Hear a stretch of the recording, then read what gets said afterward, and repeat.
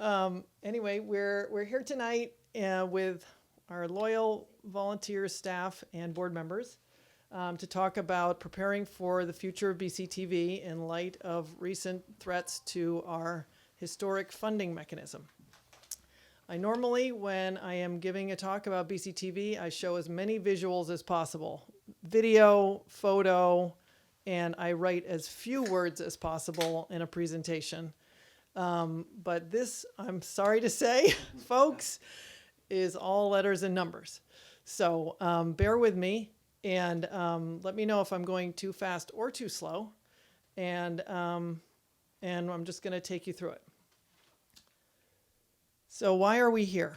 We are here because we talked about this at our producer party in October, that there are several threats to the funding that has traditionally funded public access television, also known as PEG, also known as community media centers. What has already happened? This charts cable revenues since 2008, which is when Comcast became our cable provider here, took over for Adelphia.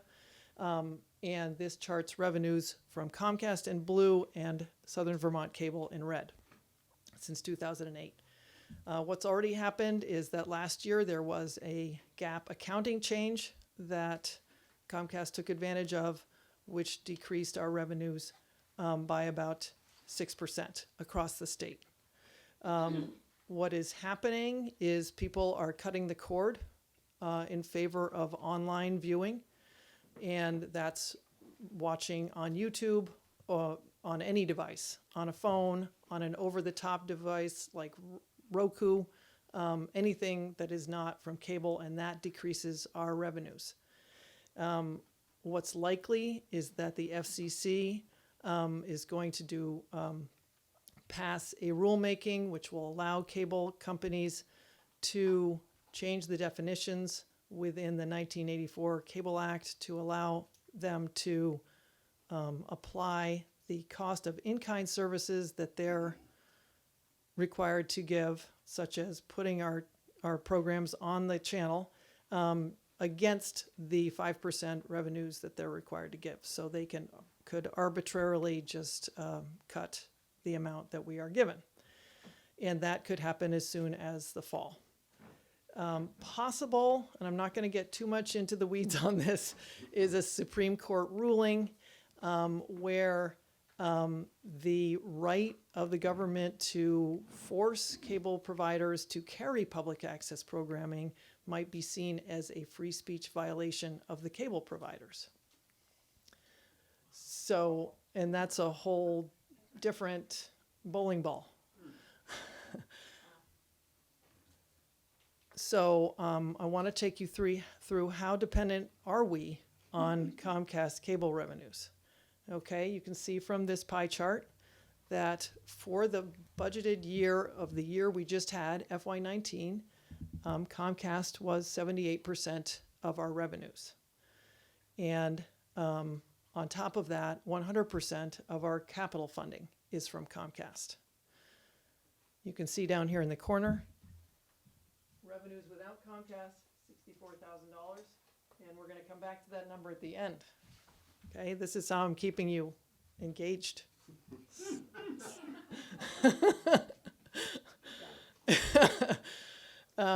Where does the money go? Primarily to payroll, to staff.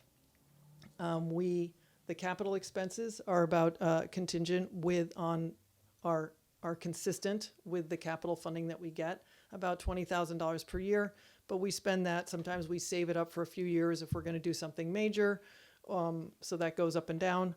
Operating expenses are about $290,000 to $300,000 per year and split up this way. Quickly reviewing what we do and what's at stake if this funding is lost or compromised or diminished, right? We're only required by the state to do a few things, which is delivery of training, programming, and services for community members to produce, post-produce, and distribute content to subscribers. Basically, we're required to have the door open for anybody who wants to create content and to put it on the channel. What do we actually do? What do we do with the funding that we're given, and how do we maximize that benefit? We have 4 full-time staff. We have 7 part-time field staff. We have 2,400 square feet of facilities here in the municipal center: offices, editing room, equipment storage, studio and control room. We have equipment to check out, multiple camera kits, editing suites, studio, control room, and head-end equipment. Membership is open to anyone who lives, works, or volunteers in Windham County. And I could go on all day about what we actually do, but just briefly, we're open 10 a.m. to 6 p.m. 5 days a week. There is an average of 12 uses per day from our little station. That means 12 times a day somebody is checking out gear or editing or using the studio every single day, all year round. We produce and upload 20 to 25 videos per week. That's about half and half volunteer and staff. That ends up being 1,000 plus hours of original local content per year, which is as much or more as large stations across the country. We regularly cover 10 municipal meetings, 10 school board meetings. We have about 50 active producers who do all of this work, and we have about 30 organizational members. We have an average about 20,000 YouTube views per month. That's the only way we have to gauge viewership, because we don't get numbers from our cable companies about viewership. Every year since 2011, we've won a national award for the quality of our programming. And we are the first public access station established in Vermont in 1975. Our programming is an archive of this community. So, in light of these threats, and since we last talked about this in October, what have we as an organization done to prepare for this possible crisis? Announced this at the annual meeting. Immediately at that annual meeting, we got some large donations just from that announcement, which was great. Also generated a lot of letters in opposition of the rulemaking to the FCC from individuals, from organizations, from towns. In December, I met with 8 select boards. They all agreed to fund BCTV to some degree. By town meeting day, that was all settled. In January of 2019, our board of directors held a retreat and came out of that with a goal to develop alternative revenue strategies. And that's what I'm going to go into detail about as we go through this. In May, we signed a new 8-year contract with Southern Vermont Cable for a higher percentage of revenues, and that will go up in 3 years. In early June, I met with the executive directors of all the Southern Vermont stations to talk about what we could potentially do to save money or to work together. And today, we're announcing the new fees and rates and strategies that we came up with. And this summer or soon, we'll be initiating a fundraising campaign. So it's been a busy time. I don't know if you've noticed. I've been in the office. Well done, Cole.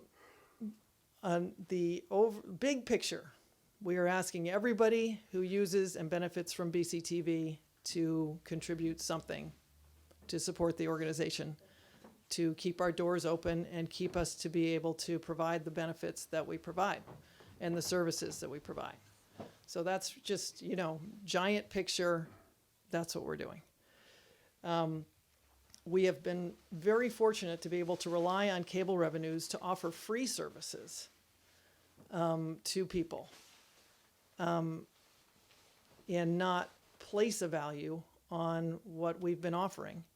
And that's a model that worked while we had this very steady base of cable revenues, and while that was increasing as the cost of doing business increased. But that's no longer a model that we can rely on. So we are now going to be establishing fees and rates to ask those who use and value BCTV to cover a small portion of the cost of what it takes to give that service, to deliver that service. And these are the categories we're going to be talking about: donations from supporters, underwriting and sponsorship, production services, that's when we charge to do production, and producing membership fees. This is a new thing. Everybody with me so far? Just let me know. Fast, too slow, too fast. First category is donations from supporters. This has been something we've been we've been fortunate not to have to go out and compete with other nonprofits from our area for fundraising dollars, because we all know it's limited here. And we've been able to use our cable funding to amplify the voice of other nonprofits and leverage that. But we are now going to be, like other nonprofits, initiating a campaign for donations. One example we have is online viewers. If you're watching BCTV on cable, with your subscription, you're donating to support the organization. So that's a direct quid pro quo in some ways, right? But I see people on Facebook who I know are BCTV supporters saying, hey, cut the cord, save money, watch online, right? But we don't get any money from people who watch us online. We spend staff time uploading things online, managing things online, making it possible for people to watch online. But we don't receive any funding for that. So that's a message that has to get out there for people who want to watch their select board meeting online, that they should donate to make that possible. We're developing supporting member levels, and we're going to send that first appeal out this summer. So something to look for. Underwriting and sponsorships. These are things that we already do, but we will be doing more. Right now, we have event sponsors who underwrite our coverage of community events like town meeting day and graduations. And this is something that we'll be doing more. Trying to line up the interest of the business with the programming that we're covering. Underwriting. We've had very loyal supporters in the Brattleboro Savings and Loan and the Brattleboro Food Co-op over the years, and because it aligns with their missions, and we're going to be looking for more of that, just general underwriting. Grant funding. This is something that's complicated and you have to learn how to do and find a source, but it's worth trying to do this for various purposes. Production services. Again, this is something that we have been doing. For the last 10 years, we have been offering people a choice between when they call and say, hey, I would like you to cover our event. We say, we can look for a volunteer, and that's got this guarantee, and volunteers will cover what they want to cover, and they're going to edit it when they want to edit it, how they want to edit it, if they want to edit it. Right, guys? Right. Okay. And then we say the other path is to pay a staff person at BCTV to cover your event. And that comes with a different level of guarantees.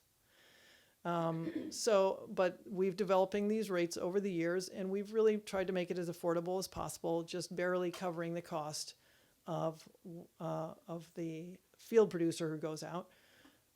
Now we've had to look at those rates differently and standardize them and come up with rates that cover a little bit more of the overhead that it takes to get that producer scheduled, get the equipment to that person, upload the video, all that kind of stuff. Keep the editing machines going that edit the video. So we've standardized those rates, and municipalities are now contributing. It's not covering the cost of the service, but we'll be moving more and more to a fee-for-service model there as well over the years. So far, we have decided to really focus on content that's consistent with our mission and airs on BCTV. Other stations around the state are developing for-profit production arms that have nothing to do with what goes on their channel and then that funding goes into their nonprofit. We are so far still focused on BCTV content for this. Now we're getting to membership, and I'm just going to take you through what our membership is now and what it's changing into. Our current membership structure has been $20 per year for unlimited use of all of our facilities and equipment for somebody who wants to produce their own programming, right? And $10 for students and seniors. In this fiscal year, we had 43 members who paid a total of $700 together, so many are seniors, and that's great. Thank you, seniors. Okay, but and so you can see people join BCTV when they want to do something with BCTV, when they want to produce something. People in general don't join as supporters, members, they join as producers. And we've been able to say, hey, you provide the person power, we do the rest without limits. But the problem with that, looking at it now, is it doesn't reflect that the services and the resources at BCTV have a cost and a value. So those things haven't been a match. Again, we've been fortunate to be able to do it this way, but we're having to relook at it. Organizations, our current organizational membership structure is that they pay an annual fee of $50 to $150, depending on the number of employees. And this membership includes 1 staff production per year, free training for up to 4 employees, and unlimited use of our equipment and facilities. Again, not, what we're giving and promising is in no way covered by this fee.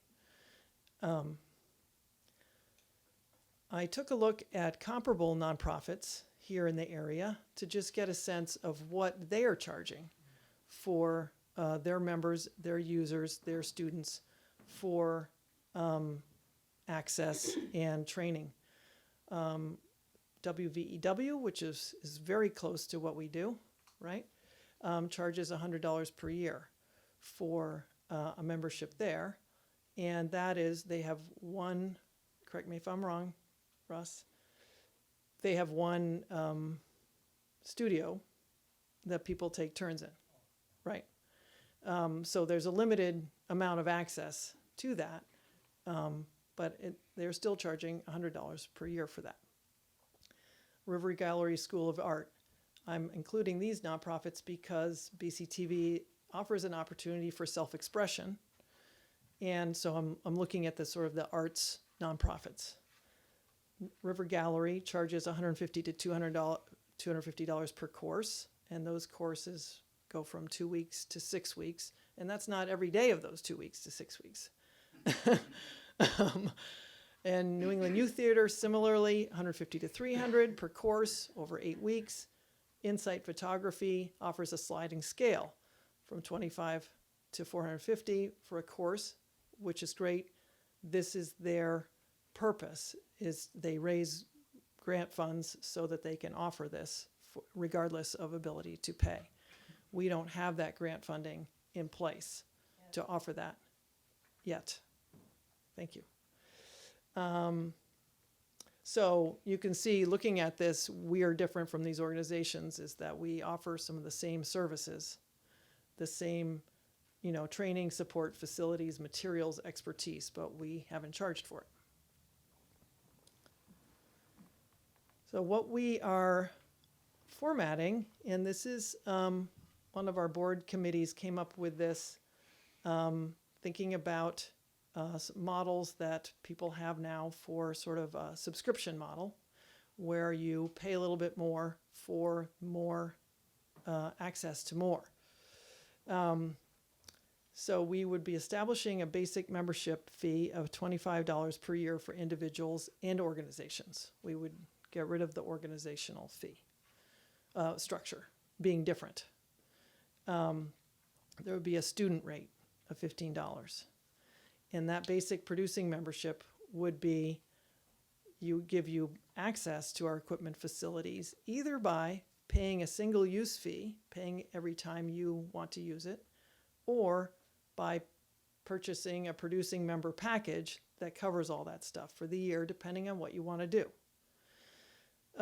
It covers one training session, and anyone who is a basic producing member can submit finished programming to staff.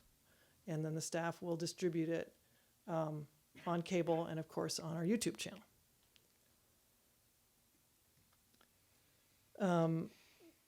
So once the annual membership is paid, then members can choose to pay per use according to these rates.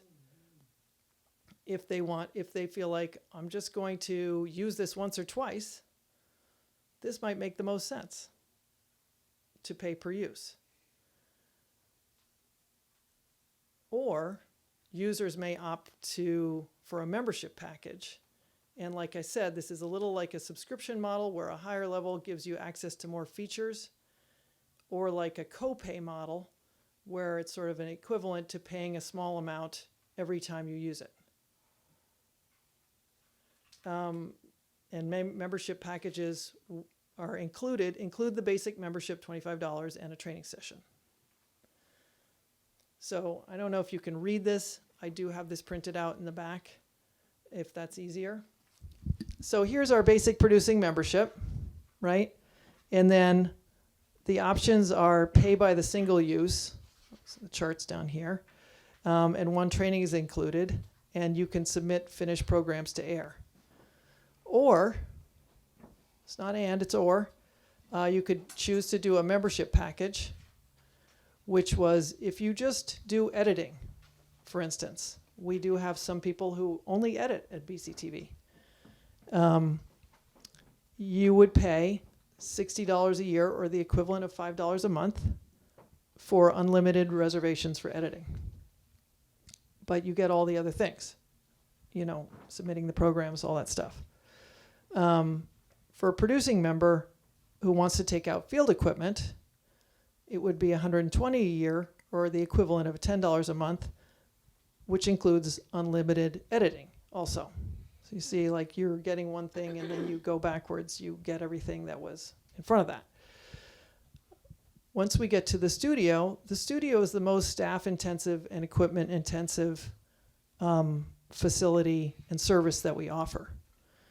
And so that's why we have 3 levels, because in the past, we have people walking in and just saying, I want to do a weekly show. And then I'm in the position of thinking, okay, well, that's thousands of dollars of staff time that I now need to come up with, and they're going to pay $10. So this is a way of saying there is a cost to doing a show, and I'm asking you, the studio producer, to pay a small portion of it. So up to 12 reservations, we have at $240 a year, or the equivalent of $20 a month. Up to 24 reservations, $360, or the equivalent of $30 a month, and 52 reservations for $480 a year, or $40 a month, the equivalent of $10 a week. So something I'll get into a little bit is that it costs about $200 in staff time to produce a weekly show, and we're asking someone to pay $10 of that $200. So that's the kind of the copay model is what I'm talking about. I'm going to move on. I know there's a lot here, but I'm going to keep going with my PowerPoint. Sorry, folks. Close your ears while I do this. Okay. Here's another way of putting it. If you, and the top level is the cost for BCTV to provide this service or equipment. For an editing producer, they're getting access to a $4,000 editing suite, plus somebody who answers all their questions all the time, at $15 per use, or $5 a month for unlimited. For field equipment, they're getting access to something such as a $3,500 camera kit or more, depending on what's checked out. Also, all the staff time that it takes to manage your reservation and check you out and all that stuff. And we're asking for $20 per use or $10 a month, the equivalent. For studio time, you're looking at $50,000 plus of equipment and $200 per hour of staff time. And we're asking either for $60 per use or $10 to $20 a month. For a weekly show, again, $10 a week, that comes out to.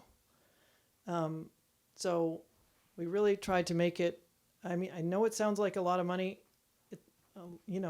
compared to nothing, anything is going to sound like a lot of money.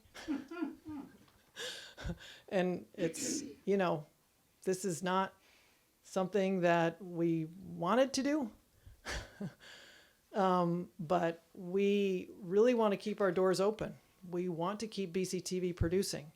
We want to keep doing the great job we've been doing. And this is one way that we can do that.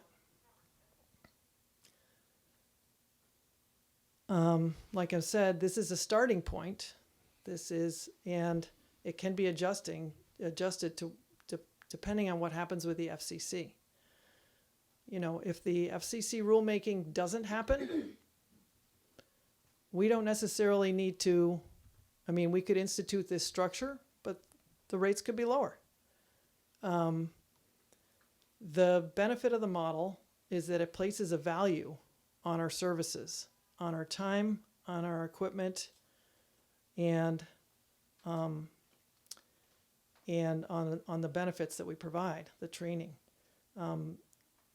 If producers are often coming up to talk to me about wanting to get sponsors for their programming, this is a legitimate number you can use to say, this costs this to produce, instead of I'm doing this for free and BCTV is giving me everything for free, so please give me some money. It's less compelling. I have broken down all of these into monthly costs. Realistically, we're not going to be able to manage monthly payments. We will be able to manage quarterly payments, but not monthly. And anyone who's going to find these fees a barrier to using BCTV should talk to me, because I have a lot of ideas about what can be done. The other thing that the board worked on as we were looking at codifying things was updating our producer policies for fees that are charged when a producer uses BCTV equipment for an income-producing project, or if somebody wants to rent our equipment for a non-BCTV use. We didn't used to allow this, but it is a way that we can bring income into the organization. We used to have a policy that it was, if you earn more than $100, you owed us 15% of your income. For various reasons, that's very hard to track. And then, so now we have just made it a low percentage of the asset cost, which is calculated when you check something out now on your sign out sheet. It says your total asset cost, what this equipment cost is X. So for content that's going to air on BCTV, it's going to be 2%. An example, it's $50 for a camera kit. For those who want to rent the equipment, like for their wedding or content that's not going to air on BCTV, of course, it's a higher cost. So an example would be like $200 for a camera kit, because that's outside of our mission. That's just something that we can charge. I have that all explained on a handout back there if you want more detail. Now, how does it add up? I hope you remember that $64,000 question that I had at the very beginning. No? Okay. If you look on the left column is the revenue source. So these are the sources that we've talked about today. The SVC, the Southern Vermont Cable Contract, fundraising, event sponsorship and underwriting, select board fees, production services, membership fees, And then there's a MISC thing that we haven't really talked about, but that's minor. So if you can look at FY19, this is what we budgeted for in that category this year. In FY20, this is what we're budgeting for it next year. And the difference is over on the right. And you can see the 64,000 close to it is here. And we're budgeting to grow that to 97,000. So with an additional income of $33,800 through these alternative revenue sources.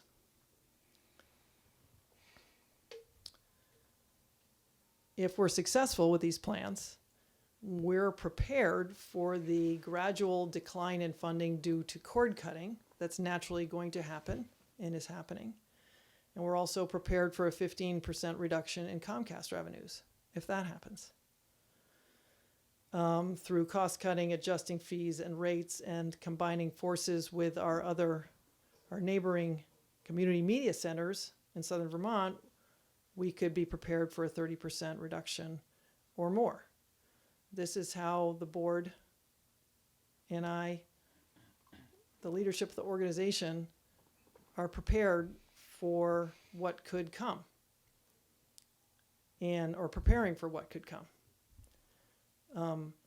These is a good thing to put in place anyway, because cord cutting is going to happen, but we have a plan that solves a certain amount of percentage cut in revenues if that happens. And I welcome your questions and comments. Yeah. Thanks, Cor. People who don't know me, I'm Chris Lenoir, and I'm the president of the board here at BCTV. And thank you, Cor, for a great presentation. I think a lot of people who I see in this room have been to other presentations where we've talked about a lot of this stuff already. And so I hope that was a great reminder for some of those things. But I wanted to add a little more context to some of the decisions we made. I want to thank Alex Beck and Marty Cohn, who are fellow board members, for being here as well and doing a lot of the work on a lot of the things that we're proposing here. Cor mentioned a board retreat, and we spent several hours together in a room talking about any idea possible, from the ridiculous to the practical. A lot of out-of-the-box ideas were considered, reimagining what BCTV could be, mergers, a lot of pie-in-the-sky things. But ultimately, we can only control what we can control.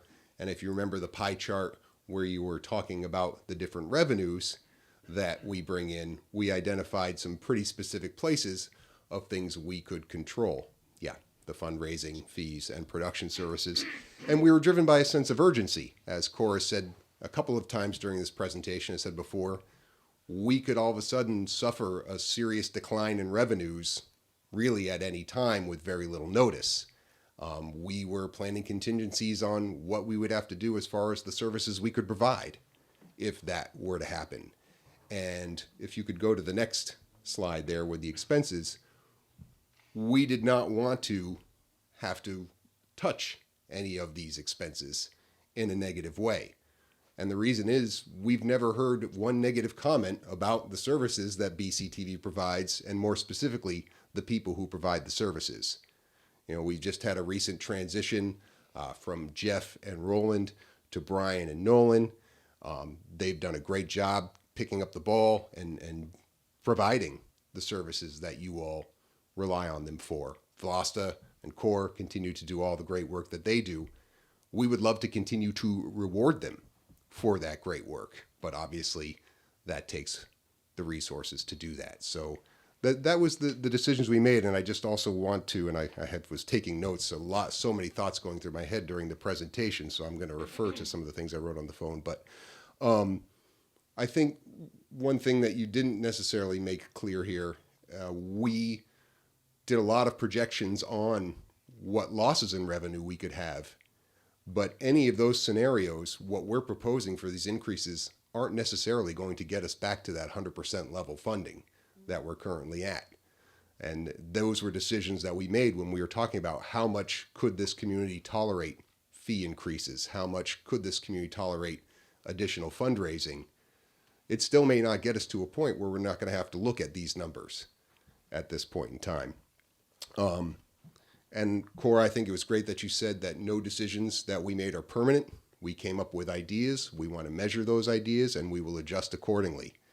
So that is something that we'll be watching very closely over the next 6 months, over the next 12 months, to make sure that the increases that we are suggesting are fair, are effective. And if they're not, then we'll make the necessary adjustments that we have to. And last, I just want to say this is your station. All ideas are welcome. Our next board meeting is June 19th, and we will continue to look at this to make sure that BCTV remains a vital and important resource to the community. So thanks.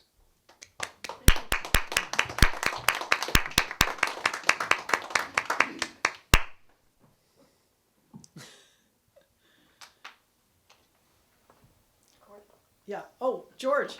Yeah, go. Not paying attention, Cor. It's all right. You're That's right. okay. That's I was okay. looking at Karen laughing, and I didn't know why. Oh.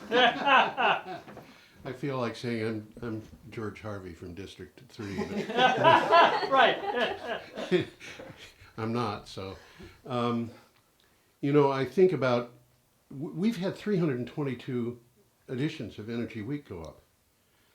And I think about going back to September, October of 2012 when I came to you with the idea of doing that. And I felt like you were really negative. And now I know why. I had no idea it cost that much money to put a television show on. I should have thought about it. But for some reason, everything was free. So nothing had any value except what I was putting into it. And, you know, my show, I get up every morning at like 4 o'clock. I want to finish my daily blog by 9. I do that 7 days a week. I've done it over 2,500 times in a row, you know, no breaks. I do that Christmas morning, you know. And I put the show on based on the previous week's blog with Tom Fennell. And, you know, my share of the time that goes into the blog is about 35 hours a week. I put about 5 hours a week into organizing the show. Tom puts probably 10 hours a week into just reading the articles that I give him. And we've got a lot of time in this. And neither one of us has any money. I mean, you know, I don't own a car. I can't own a car because even if I were given one, I wouldn't be able to afford the insurance. Tom is not exactly rolling in dough. And I want to tell you that I am enormously grateful for the plan you've come up with, because that's something I can deal with. I can go to people and say, I need $480. And that is a figure that I think I can come up with through donations from my show. You know, and as you're aware, I'm sure, I've already got a couple of minutes of the show devoted to an appeal for Energy Week for BCTV and the offer of copies of my book, you know, that I can send out. That if people take that up, that'll reduce my amount of money into this thing down to about, I don't know, $100 over the course of a year, which is, you know, a couple dollars a week. And that the plan that you've got gives me the opportunity to do that. So I just think this is free. It's a great deal. $480 a year. It's a great deal. So thank you, Cor. Thank you. Thanks, George.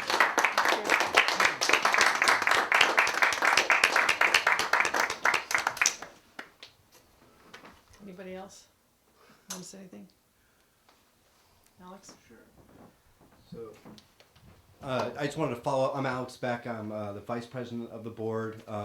It was definitely difficult conversations making these decisions, but to follow up on what you just said, one of the things we all really agreed on was that if we're expecting or hoping showrunners are going out fundraising, we're going to help with the language, with the promotion, for you to have the materials to go out and ask. So that even though, you know, I'm certain your shows can raise a lot of money on their own, you won't be on your own in making those asks, providing the information about it either. So we're you know, I'm glad it seems affordable. We definitely, that was our goal. But we're also, you know, part of this decision was the board is brainstorming still. How do we support the producers in their own fundraising alongside the fundraising we're doing as well?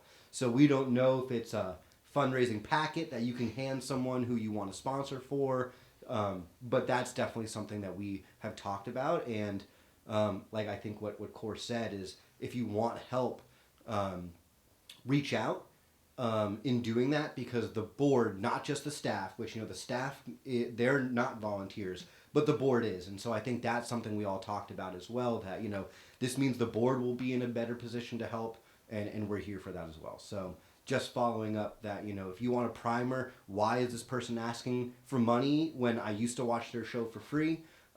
You won't be on your own explaining that either. We'll have materials that can, you know, continue this conversation. So thought I'd put that out there. Thanks, Alex.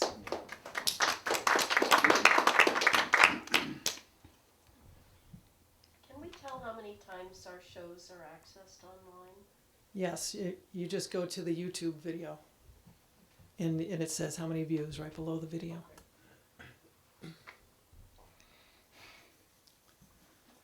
Anybody else? I'm just a little curious about the change in the FY 19 to 20, the miscellaneous category. Well, those are all things that are just they're like bank interest and camp fees and stuff like that. So there were things that we weren't focused on growing, so we kind of consolidated everything into the other categories. Okay. Sorry. I just realized it didn't add up to 64,000 right before I was coming up here, and so I wanted to make, get it in there. So. Good question. How are you approaching the grant writing?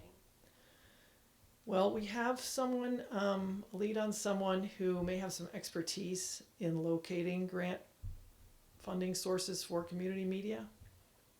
I don't know, Chris, you want to talk about that? But no. That's about The hard thing with grant funding is finding funders who match up with what you're asking. That's finding somebody with expertise who's willing to help us out, identify that kind of thing, is the first step. George laughing hysterically. Sorry, guys, I can see you. I happen to think, some shows would be hard to fund, and and that doesn't mean that they're not good shows and very worthy. I think I could go out and find funding for Energy Week, because there's a lot of people in Vermont who are in the renewable energy industries. And I was thinking I could go to them and say, look, I need funding for Energy Week, but BCTV needs funding, because Energy Week isn't going to happen unless BCTV gets more funding than you're providing for that show. So maybe what I should do is go out and say, I don't need $480 a year. I need $48,000 a year. And go after everybody. Yeah, George. Good idea. It's a great question. It's just like, I think all of you know, I've been an executive director, but really in a station manager role.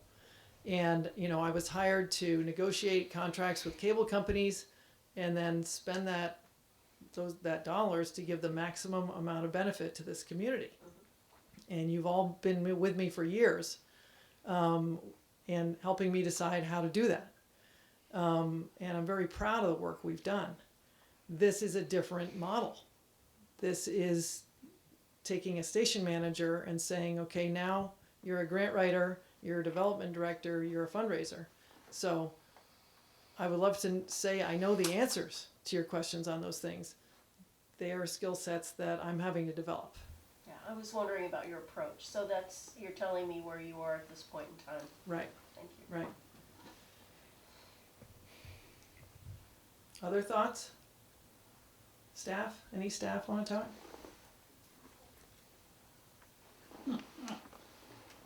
I'm busy, I guess. Nolan? Everybody's shy. Except me. So the new schedule goes into effect in October or now in terms of the money we would pay you? It's going to be effective July 1 because that's when our fiscal year turns Okay. over. And again, you know, I'm around, just come talk to me. And, you know, we'll figure out how to, you know, how everybody can best make sense of it.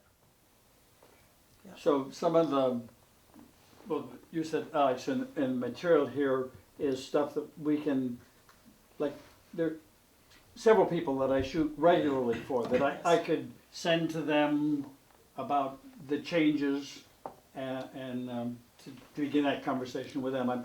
I'm not in the same position Energy Week is, but I think definitely would We make, can definitely make give that you effort. language to put in Right. an email. Yes. Okay, good. Yes, Sam. Did the board approach any kind of awareness of rates that you would charge clients, like organizations that would come in that would want a special event filmed or anything like that? Is there any talk about raising those rates, or? Yes, and those rates are, in a handout at the back. Yes, we have codified and raised those rates. Okay. Again, not much. It's based on our experience. Like, we don't want to charge ourselves out of the market. Right. and based on what's in our, what's that saying? Wheelhouse. Yeah, that everybody uses. What we can do and what we're good at. So we've been doing those rates, or I've been giving quotes for those rates sort of on a per job basis. And this sort of establishes a base rate for each type of thing that we do, and then additional charges for additional things. So let's say you want a meeting covered, but you also want a PA system. So you just pay the meeting coverage fee plus the PA fee, something like that. So it's sort of similar to the rates that we have now, that you and I are both familiar with, but it's more sort of codified and structured. And it covers a little bit more of the overhead than we have in the past. Thanks.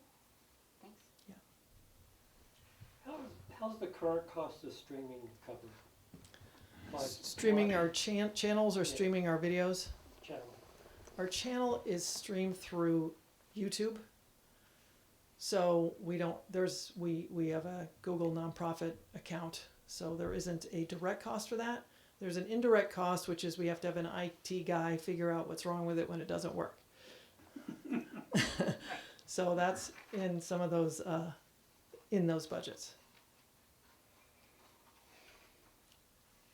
I mean, overall, we have tried to run this in a very efficient way. And we've chosen streaming services such as YouTube, which have their trade-offs, but are as little cost to the organization as possible. And we've really kept the organization very lean. So, you know, in some ways that's a strength, because we're not saying, oh, we've got this big bloated budget we need to cut. We don't have that. At the same time, creating revenues out of a situation, you know, where it's hard to do that. You know, it's going to be a challenge to meet our goals. And that's why we're asking everybody who uses BCTV to pay something. Yes, Ann? In the last few months, several people have asked me about the FCC ruling and what it means, and I was wondering, as you know, staff, we could have a literature that we could at least, you know, crib notes or something that, you know, would make it a little more understandable for both of us. Yeah, So yes, absolutely. If we could get some of that, that would really be helpful. I know, it's hard to explain, because it is, it's not a direct thing, it's an indirect thing, where the 1984 Cable Act said, you shall provide these revenues, and you shall also provide these in-kind services. And those are like remote origination sites, a hookup from the head end to the cable company, internet at schools and libraries, that kind of thing. So Right. those are all in kind, but they were in addition to the revenues. Right, so that would be great to have a Yeah. little crib sheet. So now they're saying you can put a cost on any of those in-kind things and charge them against those revenues. Right, and actually what it means as far as what kind of rates we're charging and things like this, and why we have to get a self-sustaining kind of model, Right. so. What we wanted to roll this out to you all first, because you are BCTV, you are the members, you are the producers, and and get this out to get your feedback and your input, and then we will be making it more public. Okay. Yeah, but we will have something we can That- distribute. That's a good idea. I hadn't thought of that. Yeah. George. The cable carriers, the companies that are carrying these signals, pay for content. And BCTV's content has value. And I wonder whether we can, how effectively we can just say, look, we're giving you, your viewers, a reason to subscribe to you. We have tried that argument. Ah, okay, Sorry to say, George. that's all right. Yeah. You're way ahead of me as usual. No, it's just been a long time trying to argue that. What did you say the number of members for the last fiscal year is? 43. 43. So we really have people joining BCTV because they want to do something. Whereas we know we have a lot of people who really value governmental transparency and being able to watch and all the ways we make it possible to watch and all the other benefits. But people don't join unless they have a direct reason, like I want to use this, and Vlasta says I have to join in order to do that. So so it is a low number. What's amazing about it is we have a low number of people doing a lot of work. That's what I was thinking. And these people right here in this audience, Kip, Maria, Russ, Al, George, Karen, Dakota, are all working hard, doing an amazing amount of production work for the community. And, I value that more than anybody. This is a hard thing to have to roll out. But we are looking for a way to try and keep BCTV, like I said, open as much as we can stay open and continuing to provide these services.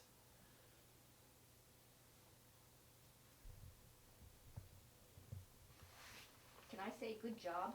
I have to give a lot of credit to the board because this was really their ideas and their feedback. I made a presentation sort of similar to this about the revenues and the expenses and what we had been doing, and they were sort of came up with what could be done to flesh it out a little bit. Well, then we should say good job. Good job to the board.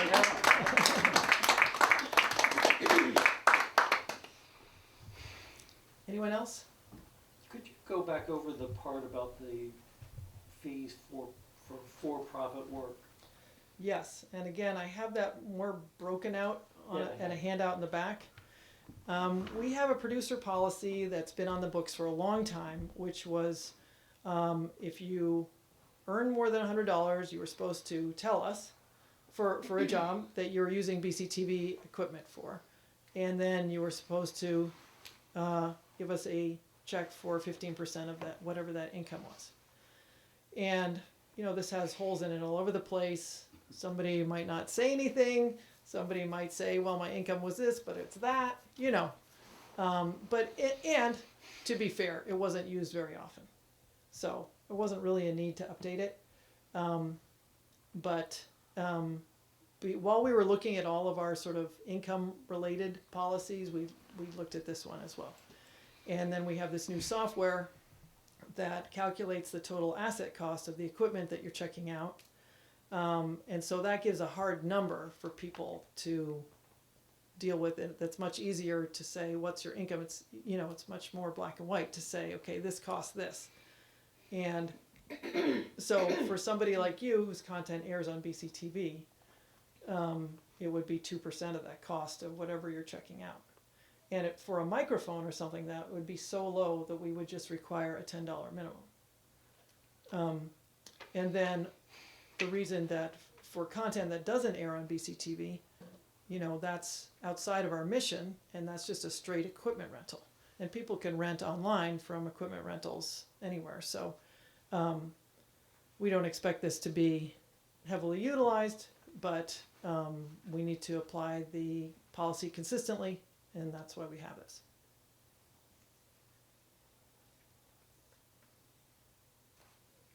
Yeah. Cora, I think it's really important that we show people that we are BCTV out in the public.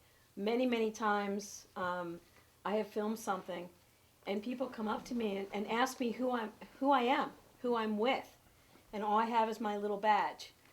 I think it's really important because often at these various meetings or events, they don't know who's filming. They're really interested, and I'm constantly selling BCTV. I work for BCTV. And you do a great job. Let me give you an idea of the things I film in a typical month. Let me tell you about the volunteers and all the things they film. And their response is always, wow. And how can I access this? And how can I? And I would wear a sandwich board if it would help. We do have a brochure. I give out brochures, All right. I constantly, but I give out stickers sometimes. You know, I would put something on my car. Producer merch. You know, seriously, we need to really push advertising ourselves, because the more people know that it's BCTV that's producing that event, the more they'll be inclined, I think, to support it. Because, you know, once I get going, I could list 100 different events. And I think a lot of people don't realize that it's BCTV. So I think not only do we need to do something along those lines, and I don't know if someone said about providing bling. I mean, people, they love that stuff, you know, because it's like, it's BCTV. And the other thing is, I really would appreciate any information about fundraising, supporting the station. I mean, we'll be out there, you know, because I think there's a lot of people who believe in BCTV and would step up to this. Mm-hmm. Because we promote everyone in this community. Mm-hmm. Yeah. And I think we've done everyone a very great service. And I know it's appreciated. And I think people will step up because we want to continue providing this service. So give us the materials and Okay. we'll be out there. Great idea. Yeah, Absolutely. yeah. Anyone else? No? Okay, we're gonna close out the meeting here. Thanks again, everybody, for coming today. And my door's open. I know this is new. I'm dealing with it myself, trying to figure it out and incorporate it and be realistic and make it work. So come and talk to me. Kip? Is there, I guess should we start talking to anybody we're dealing with before you made an official announcement on this, or can we talk to people who we shoot regularly? I think you can say that as of July 1, Things will this change. is coming, Okay. Yeah. Okay. because it's gonna come. It's Yeah. gonna happen. Right. Okay. Yes, Do awesome. we have like a little BCTV commercial already, kind of offering services and the rates and stuff like that, and For our production services, yeah, and membership stuff? we don't have it as packaged like that. Okay. Yeah. You mean a video commercial? Yeah, a little Yeah. like 30-second commercial Yeah. that could be on station now and then. Maybe could be at the Latches before movies. That would be great. Yeah, we have a static thing at the Latches, Yeah, I saw that. but we don't have Something a more video. engaging. Yeah. would be nice. Good idea. That is a great We idea. haven't met the producer, so somebody can come up with something. And in fact, we could have an ad appended to a lot of things that go online. Yes. Just a general thing like WGBH has on, you know, all the programming they do. Right, we do have an outro, but it, you know, it doesn't, It could get a little bit it more. could be more Yeah, of a call to action. yeah. Yes. Great. We should just stay here. You guys keep coming up with these great ideas. I'm not going to close this meeting until everybody has an idea. I've got another idea for Chan, you see. And that is, if you remember the old days, they had TV cameras that were about, Yeah. they looked like, they were the size of a large suitcase with Yeah. it. Yeah. You could hide a modern camera in the lens part of that Yeah. and take it to a place and use it with a big BCTV thing on the side. And then everybody would know what's going on. Okay, too many Would ideas. you want to be carrying that around? We officially had too many ideas. Really like. Yeah. Just Yes, hold Karen. it up like a box. I could pay for a magnetized thing to put on my car that says, "Watch First Baptist Church on bctv.org," or something like that. Right, on your car. On my personal car. Yeah. So there's no insurance liability on BCTV. You know, if I had one that said BCTV on the road or something, you know, on my car, then there might be an insurance issue. But if I'm just saying, "Watch First Baptist Church service on BCTV," Yeah. then it would be out in front anywhere I go. That's a great idea. It's a great idea. Then we could all just switch out our magnets on our cars every day. Okay, now we're closing the meeting. Okay. Thank you so much, everybody. Vlasta says, please eat the wonderful snacks that she has prepared and that we are all so grateful for. Thanks, anybody, Facebook viewers. Did we have more than you, Brian? 4. Thank you to the 4 Facebook viewers for tuning in. Feel free to leave a comment as long as it's positive. Okay. All right.